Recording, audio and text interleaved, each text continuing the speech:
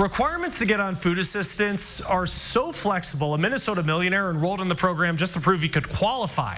Now the USDA wants to close a loophole it says gives people SNAP benefits who don't need it. Under the new rule, about 3 million Americans would lose food stamps. It would lead to savings of about $2.5 billion a year. Right now, a family of 4 that makes about $33,000 or less qualifies for SNAP, but most states give benefits to those who make more by changing income and asset limits. Those against the idea say it helps low-income families who work but have those huge child care costs as well as housing costs and other expenses. The public has 60 days to comment on this proposal. High prices of healthy foods may be more to blame for nutrition issues among low and middle income. The International Food Policy Research Institute looked at the problem globally. Eggs and fresh milk, for example, are often 10 times as expensive as starchy staples. Access to nutritious food is also about availability in local markets and food placement. America's Food Watchdog Group says paying for prime shelf space is big business. The fees that food and beverage manufacturers pay grocery and dollar stores are colossal. So we've seen estimates between $50 billion and $250 billion a year. The research tied to the higher cost of healthy foods, to obese adults, and stunted growth in kids. More concerns about data privacy. This time, we're not talking about apps. We're talking browsers that we use to get online, specifically the extensions that we install to enhance our web surfing experience. Tomorrow here in the Now, we're taking a look at the new problem that's been discovered in browser extensions and the information being tracked. If you had your windows open yesterday evening, fair game again tonight. 59 and will be the temperature overnight, back into the 50s for only the second time in quite a while. 81 the temperature tomorrow. The wind will be light, and with all that sunshine and low humidity, it'll be a great day. Here's your 4-day forecast. Notice what happens a little bit warmer as we continue to move on. Temperatures will be 86 Friday and 88 by Saturday. That's all for the Now Indy. The news at 6 starts right now. This is RTV6 News at 6, working for you. Now at 6, Indy's new rapid transit line looks like foreign language to many drivers, so what do those markings mean? I'm Cameron Riddle. Tonight, we are getting you ready for the red line. What happens to babies after being safely surrendered here at fire stations or in these baby boxes? I'm Stephanie Wade, and for the first time tonight, we are getting detailed information from DCS on where they are now. And an animal rights group sounds the warning about a dairy operation with plans to expand to Indiana. The claims being made about animal abuse at another location. We begin now at 6 with new information about mothers making heartbreaking decisions to give up their babies under Indiana's safe haven law. Major steps have been taken to save young lives in our state. That law allows someone to give up an unwanted baby anonymously without fear of arrest or prosecution. Dozens of babies have had a second chance at life.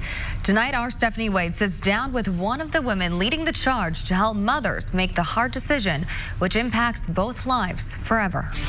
Indiana has had a safe haven law for about 19 years now, and these baby boxes started being installed in 2016. But we know very little about what happens to the babies after being surrendered. What's the process like, and where are they now? We've had 1 in January, 2 in February. Tonight, we're taking a closer look at a Department of Child Services report detailing how many babies have been safely surrendered to a first responder or in what's called a baby box under the Indiana Safe Haven Law. 1 in May and 1 in June. The latest numbers dating back to 2008 show 47 babies have been surrendered, the majority of which are in the northern part of the state. So far this year, there have been 5 classified safe surrenders and another that's currently under investigation. We were actually averaging anywhere from 2 to 3 dead babies in our state every single year. Monica Kelsey, who leads the Safe Haven Baby Boxes charge, now installed in 9 different cities across Indiana, says we are making major strides in saving lives. We still to this day have not found a dead baby in the state. since we launched. The boxes are temperature-controlled devices that alert emergency responders by calling 911 when an infant is placed inside. They're taken to the closest medical facility to be evaluated, and DCS is notified. These babies then are usually only in foster care for about a month, and then they are placed with their forever families. Plus, they also have a hotline that's seen much success. In 2018, we took in 758 calls from women who wanted information on the baby boxes. One call they receive often as the opioid epidemic continues to plague our state. If a mother gives birth to a child that is addicted to drugs, the Department of Child Services is going to be notified. These mothers know this. This is nothing that's secret. But surrendering under the safe haven law does protect them and does protect their child. Right now, we are aware of at least one case where the state has tried bringing charges against a mother who surrendered her baby. I'm digging deeper into if a mom is addicted to drugs, will she be prosecuted or can she even be prosecuted? Working for you tonight, I'm Stephanie Wade. And that's not the end of the story there. Tomorrow night at 6, we look into a case where a mother gave up a baby that was drug addicted and whether the state can charge that mother. And breaking news that we've just learned, the 3-year-old child who fell into a Boone County pond last week has died. Investigators say the girl was in the care of foster parents at the time. The couple's 5-year-old biological daughter also fell in the water and died. The sheriff's office is calling this a tragic accident. Are you ready for the red line? Crews are making and painting lines, adding bus shelters and traffic signs, and making many changes you might not be aware of or understand. The new bus service begins rolling in less than a month in Indianapolis, and RTV6's Cameron Riddle is live downtown to help you navigate the changes safely. We're seeing a lot of changes on the roads, Cameron. Yeah, that's right, Amanda. One of the places that you are seeing those changes are here at 14th and Capitol. As you can see, Capitol is starting to change, and we're used to seeing traffic going southbound as it is right now. But a sight I hope that you certainly never have had to see is a bus going northbound against traffic. But things are changing, and that is a sight you better get used to, as Indy's new rapid transit line is literally changing the way we drive. So we asked Hoosiers if they are ready for the red line. It has been talked about for years, and now Indigo's red line is finally taking shape, changing parking and traffic patterns from 66th Street and Broad Ripple to the University of Indianapolis on the south side, and Indiana drivers are less than caught up on what the new traffic lanes mean. Do you know what the red lines mean for the red line? I have no idea. The new line brings several things Central Indiana drivers have never seen before, like a traffic lane painted red. So the solid red lines are for the buses only. Those are primarily on College and on Meridian, and then on Capitol as well. Or a lane that is two colors, red and black. What does that mean? I'm guessing that they're making it available for people to be able to park there quickly, like if they have to unload, like an unloading zone. Red and black hashed lines, so those are bus and turn. So primarily for the buses, unless a driver is making a right or left-hand turn. And something you don't want to catch you off guard, a bus driving the opposite way on a one-way street. I would think I'm crazy or still awake from last night.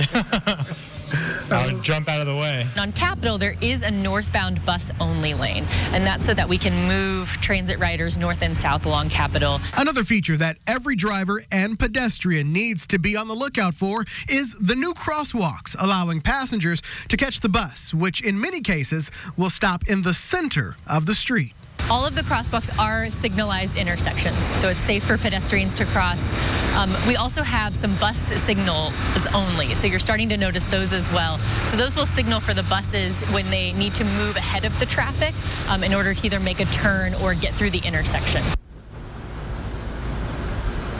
All right, and so this is that bonus material for that pop quiz. If you missed it, you see right there on Capitol Avenue. On the right side, you have the broken red and black lines. That lane means you can ride with the bus. If you are going to make a left turn, in this case, that would be at 13th Street. But I think it's pretty clear here, the red solid means that is only for the bus. And this is one of those platforms that you can see is now in the middle of the street. A bus can pick up passengers on this side and on that side as well. If all of this is still a bit confusing, no worries. You have until September to get it all lined up. We have all the tutorial videos that you will want to see on our website, theindychannel.com, and on the RTV6 app. We are working for you live in downtown Indy tonight. I'm Cameron Riddle, RTV6. A lot of new things to get used to. Thanks, Cameron.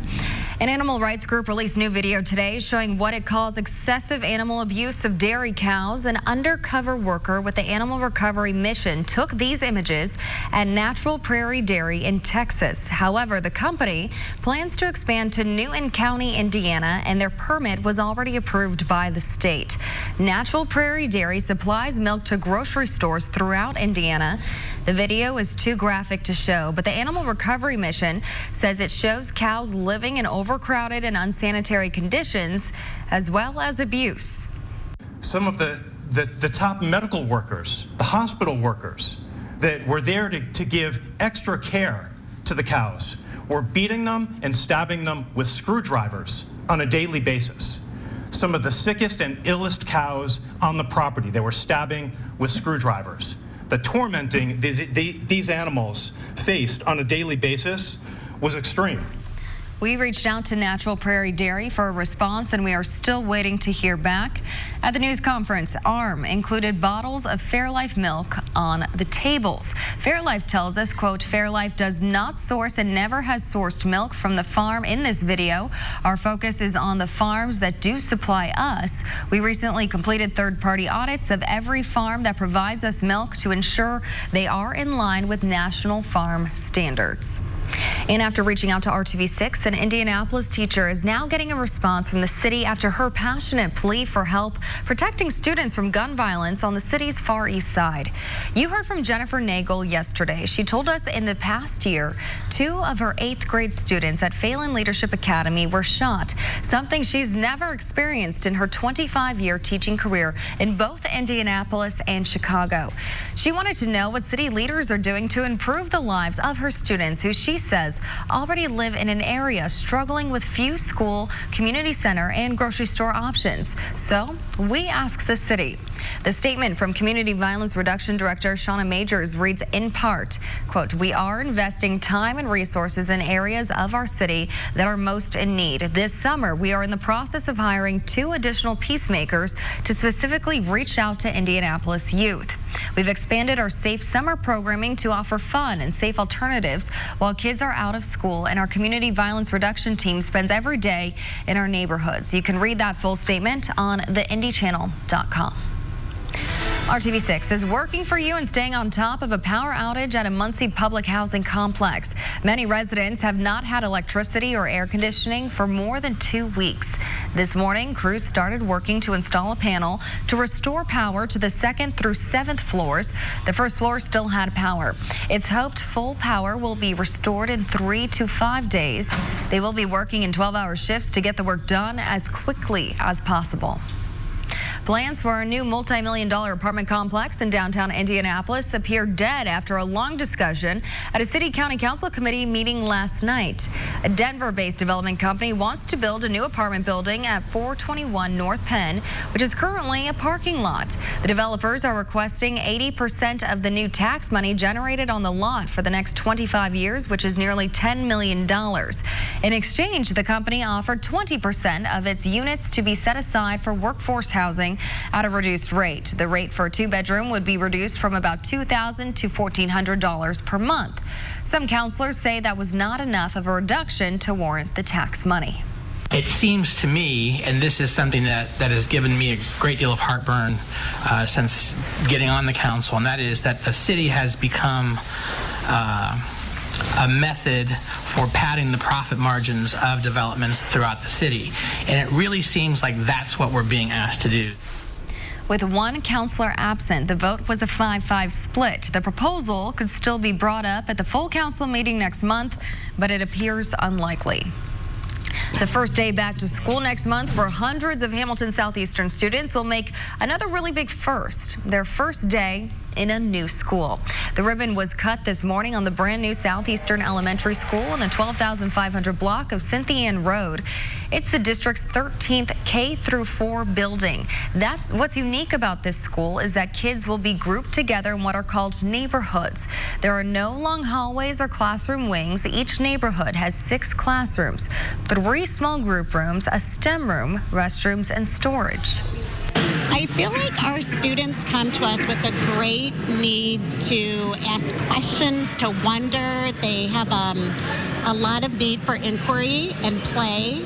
And so when you create these wide open spaces that are flexible and fluid, and you create a lot of space outdoors where learning can be maximized outdoors, you're starting to meet all those needs of the students. You meet every sensory need that they have. The 2-story building also provides a lot of access to the outdoors with 3 courtyards and rooftop terraces. Construction of the $22 million school was funded through a referendum approved 6 years ago. Southeastern Elementary will open its doors on August 7th. Still ahead on the news at 6, new job opportunities in Boone County, plus packages of love. What volunteers assembled today that will make this summer more comfortable for those without a home.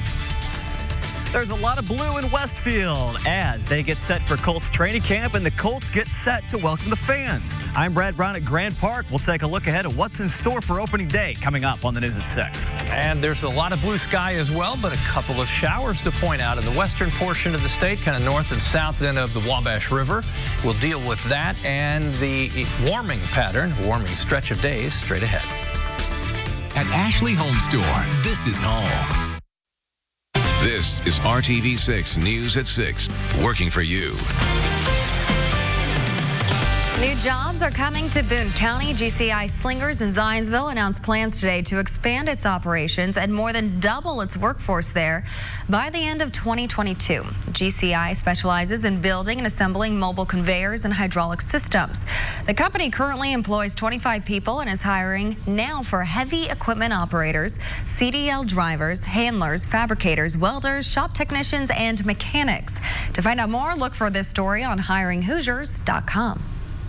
We hear a lot about protecting Indy's homeless population from the harsh winter conditions. Now there's a new effort to help those without a home have a safe and healthier summer as well.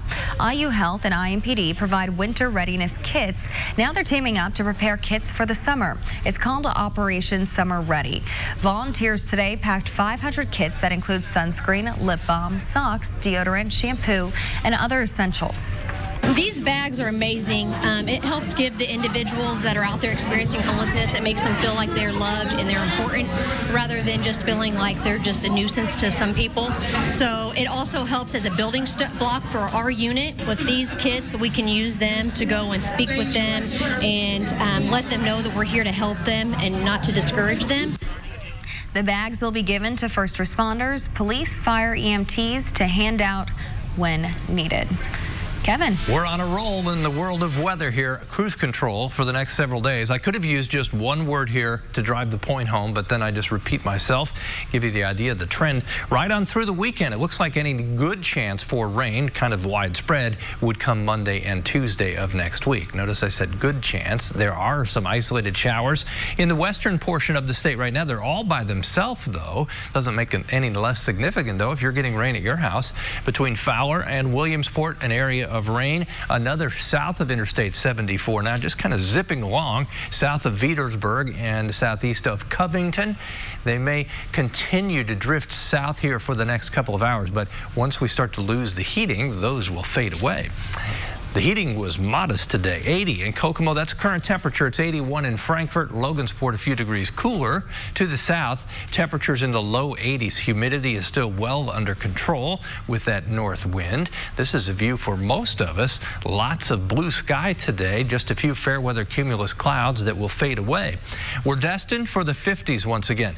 It'll take a little bit to get there. 69 at 11 o'clock tonight, but with the air dry, temperature will continue to fall all night into the upper 50s. And it's not just tomorrow morning that you'll wake up to comfort. As we get to Thursday morning, temperatures still in the upper 50s. And then by Friday, starting to warm the overnight lows as well as afternoon high temperatures. Here's your trend here for the rest of the work week. By Friday, 86. Temperatures will be warmer over the weekend, but the humidity will be much lower than what we just experienced.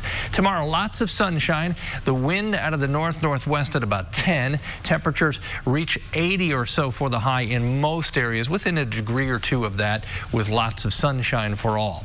Thursday, we step it up just a little bit. Hold on to the sunshine. 83, the magic number. As we go Thursday afternoon anywhere in central Indiana, we're all fairly uniform as far as the temperature is concerned. A touch more humidity on Sunday, 90 degrees for the high. As you look at early next week, the chance for thunderstorms is there Monday and Tuesday, middle to upper 80s, about a 40% chance we'll have some thunderstorms then. I'm really liking this forecast. Yeah, right you now. got your Colts blue on today too. I know, we're talking football. Yes, we are. It's almost here. In fact, I believe Tom Petty put it best. The waiting is the hardest part, but another day closer to start of Colts training camp up in Westfield. But it's not just the team and the fans. Well, it's also those at Grand Park, all the volunteers and so forth. Brad Brown with more on the north side tonight. It's a beautiful day in Westfield as we're less than 48 hours till we see the Colts on the field for the first time here at Grand Park. Very soon, thousands of fans will fill these stands as they get a look at this 2019 Colts roster for the very first time. There's some new and exciting things planned this year in Westfield. Not only the fields have been upgraded, but we've created some ADA covered seating. We've created a concession area that is elevated so fans don't have to walk in any sort of mud or the grass, so it's easily accessed. Colt City has been moved closer to the practice fields this summer. The activities and concessions options have been expanded as well. The complex has been designed for a high volume of people, our accessibility from the road network system. So the parking lots, the way they're laid out, it's just a natural fit. New this year, the Colts have added some standing room sections on the opposite side of the field to give a few lucky fans who get here early enough some closer access to the action at training camp. A lot of NFL teams aren't doing this, and so we're setting ourselves apart, and we're glad to be a part of the Colts organization. The first practices of the 3-week-long camp are Thursday as the excitement builds toward what should be a very entertaining season. In Westfield, Brad Brown, RTV6 Sports. Oh, can't wait, Brad. Thanks. Busy stretch for IndyCar. 3 races in 3 weeks, and a busy stretch for the 31 car for Carlin Racing. This week, R.C. Enerson will drive the car at Mid-Ohio. He joins Pato Ward and Sage Karam as drivers who have now been in that car. Enerson, a 22-year-old from Florida who tested with the team during the offseason, had 3 starts for Dale Coyne Racing a few years ago. Well, join us tonight on the news at 11, a Sports Extra spotlight on IndyCar driver Graham Rahal, who continues to promote the Turn for Troops program, where his sponsor, United Rentals, donates to Soldiers Strong, helping military families. Flashback to last month of the 75th anniversary of D-Day, 1,000 parachutists honoring the fallen, including Lieutenant Colonel Randall Hood, who took a U.S. flag with him there, and last week wanted to give it to Graham. You know, I feel like it's our job. You know, people credit us and celebrate it, but at the end of the day, you know, we're fortunate to do what we love, you know, for a career, for a living. You know, we're not out there fighting in gunfights and trying to stay alive, all while keeping everybody, you know, thousands of miles away who don't even know your name safe. You know, it's our job to give back and to try to help those people. But stuff like this is very unique. Honored and humbled, and how it all came together. And it's only just the beginning. A gift for Graham tonight on the news at 11 o'clock. Hey, finally tonight, first and foremost from Louisiana, and have you seen the new look for the LSU football locker room? Unveiled this week. I'll be honest, there are $1 million homes that don't have the amenities this locker room has. TVs, Wi-Fi. Who needs chairs for the entire roster when you have full-length lounge chairs? Heck, you can sleep in that thing. No word on how it might help them academically. Oh, snap. But the first-class program now going world-class down in Baton Rouge. Graham's inspirational gift tonight on the news at 11. Until then, the news at 6 continues after this. Shine brighter than you ever thought possible. All right, I will zoom in because they're hard to see, but they're the exception out there. It's mostly sunshine, but there are a couple of showers north of Williamsport and then also south of Petersburg. Temperatures next few days warm with lots of sunshine. Enjoy your evening. Thanks for making RTV6 your choice for news. We'll be right back here at 7. See you then.